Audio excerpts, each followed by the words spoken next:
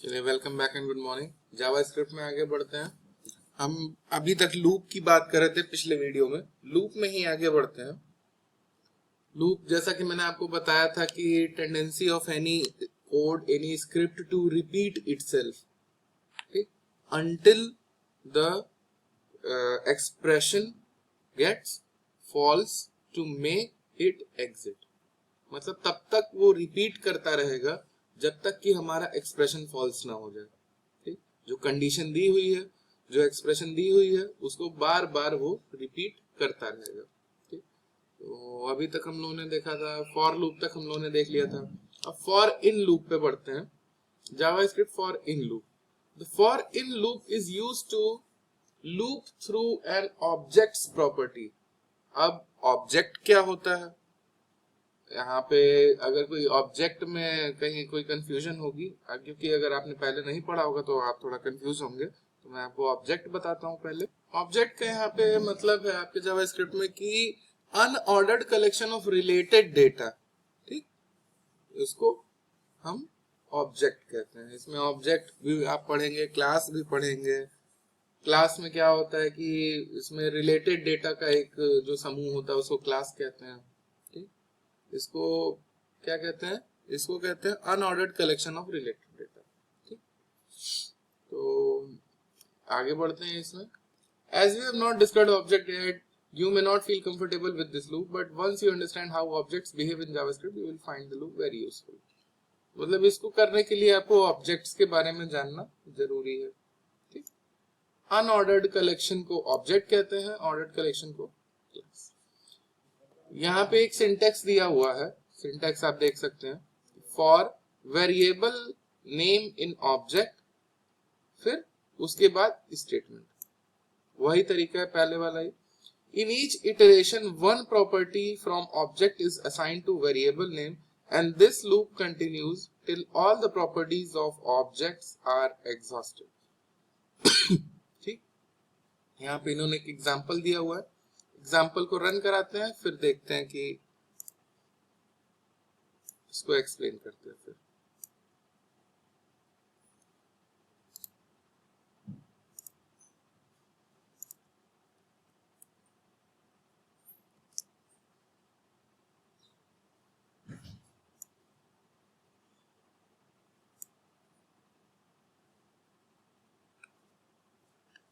ठीक, कर क्या रहा है,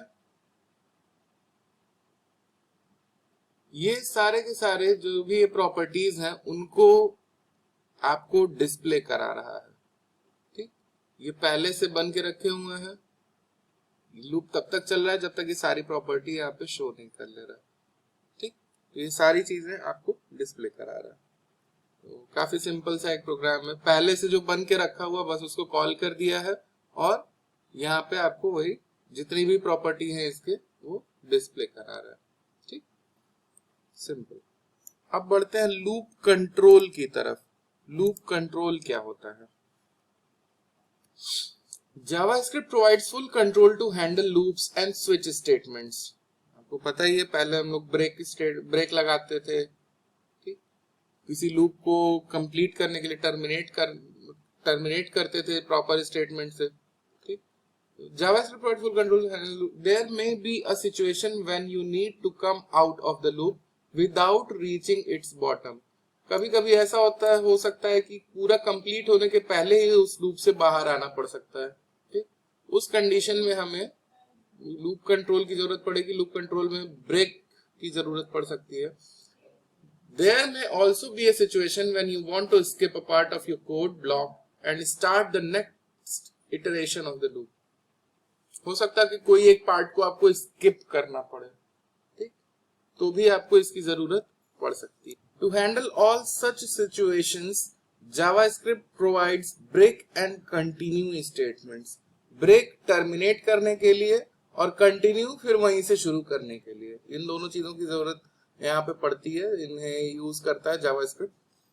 तो these statements are used to immediately come out of any loop or to start the next iteration of any loop respectively। क्या करता है कि कभी भी आपको लूप से बाहर आना हो उसके लिए ब्रेक का इस्तेमाल हो जाता है। ठीक, और अगले इटरेशन पे पहुंचने के लिए, स्टार्ट करने के लिए फिर से कंटिन्यू का इस्तेमाल हो जाता है। ठीक, तो द ब्रेक स्टेटमेंट की पहले बात करते हैं। The break statement which was briefly introduced with the switch statement is used to exit a loop early, breaking out of enclosing curly braces. इस लाइन पे जरूर ध्यान दीजिएगा। Break statement which was briefly introduced with switch statement, switch के साथ इसका इस्तेमाल होता है किस काम के लिए? लूप से बाहर आने के लिए टाइम से पहले। ठीक, breaking out of enclosing curly braces. ठीक, इसका फ्लो चार्ट देख लेते हैं। ये रहा फ्लो चार्ट, स्टार्ट हो रहा है, यहाँ पे हमारा एक्सप्रेशन दिया है कंडीशन, अगर फॉल्स है तो रिपीट कर रहा है, ट्रू है तो ब्रेक होके आपको आउटपुट दे रहा है। ठीक, एग्जाम्पल देख लेते हैं। यहाँ पे हमने एग्जाम्पल ये लिया, सेव में आता है।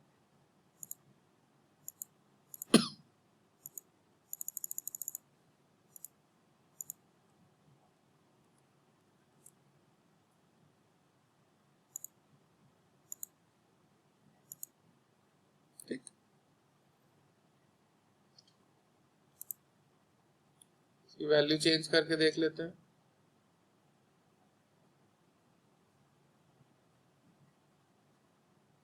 यहाँ के स्टेटमेंट के अकॉर्डिंग अगर 5 तक पहुंच जाए तो लूप से बाहर आ जाए, बढ़ा के देख लो, 10 तक पहुंचा के वापस कर देते हैं। ठीक, काफी सिंपल है ये एग्जांपल हमने देखा। आगे बढ़ते हैं हम। Continue statement, the continue statement tells the interpreter to immediately start the next iteration of the loop and skip the remaining code block। ठीक, ये अगली इटरेशन पे सीधे स्किप करा देता है। When a continuous statement is encountered, the program flow moves to the loop check expression immediately, and if the condition remains true, then it starts the next iteration, otherwise the controls come out of the loop। ठीक, काफी interesting है। यहाँ पे एक example दिया हुआ है। ठीक, ये क्या करता है, इस एग्जाम्पल में क्या लिखा हुआ है? This example illustrates the use of continuous statement with while loop. Notice how the continuous statement is used to skip printing when the index held in variable x reaches 5। 5 पहुंच के कैसे वहां से स्किप करता है, इसको देख लेते हैं।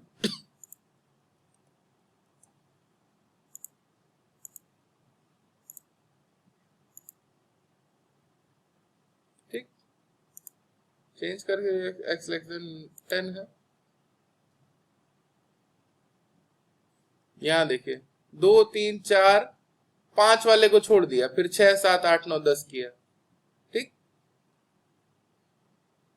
जैसे ही 5 पहुंचा 5 वाले को स्किप कर दिया, कंटिन्यू कर दिया, आगे आगे बढ़ा दिया। ठीक, तो सिंपल था ये थे आपके जावा स्क्रिप्ट के कुछ लूप्स। इस वीडियो में आपको समझ में आ गए होंगे। कोई डाउट हो तो आप कभी भी पूछ सकते हैं। सिद्धांत त्रिपाठी की तरफ से थैंक यू सो मच। अगली वीडियो में मिलते हैं।